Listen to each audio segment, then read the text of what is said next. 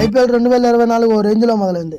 బౌలర్లను బ్యాటర్లు చితకబాతుంటే ball పదే పదే స్టాండ్లోని ప్రేక్షకుల చేతుల్లోకి వెళ్తుంటే ఫ్యాన్స్ తెగ ఎంజాయ్ చేస్తున్నారు.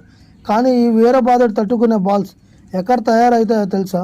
ముఖ్యంగా ఐపీఎల్తో పాటు ఇండియాలోని జరిగే ప్రతి ఒక్క అంతర్జాతీయ క్రికెట్ టోర్నమెంట్లో వాడే బాల్స్ తయారీకి యూపీలోని ఓ చిన్న నగరం కేంద్రంగా ఉంది. స్పోర్ట్స్ సిటీగా పేరు పొందిన మీటర్లలో తయారయ్యే స్పోర్ట్స్ సామాగ్రికి ఇండియాలోనే కాదు ప్రపంచవ్యాప్తంగా కూడా డిమాండ్ ఉంది.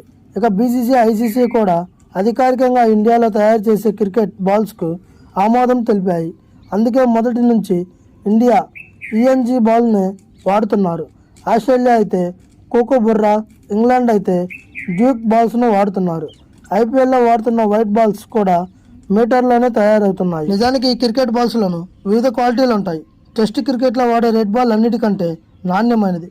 వైట్ బాల్ కాస్త త్వరగా పాడవుతుంది. అందుకే వీటిని పరిమిత ఓవర్లో రాత్రిపూట ఫ్లడ్ లైట్ కింద వెలుగులో వాడుతుంటారు. ఒక్కో బాల్ ఖరీదు కూడా 12,000 వరకు ఉంటుందంటే నమ్మగలరా? అంతర్జాతీయ టీ20లు, వన్డేలు, ఐపీఎల్లో ఇలాంటి క్వాలిటీ బాల్స్ను వాడతారు.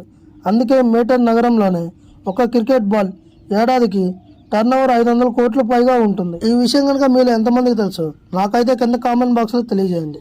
ఈ వీడియో కనుక మీకు నచ్చినట్లయితే please like, share and subscribe.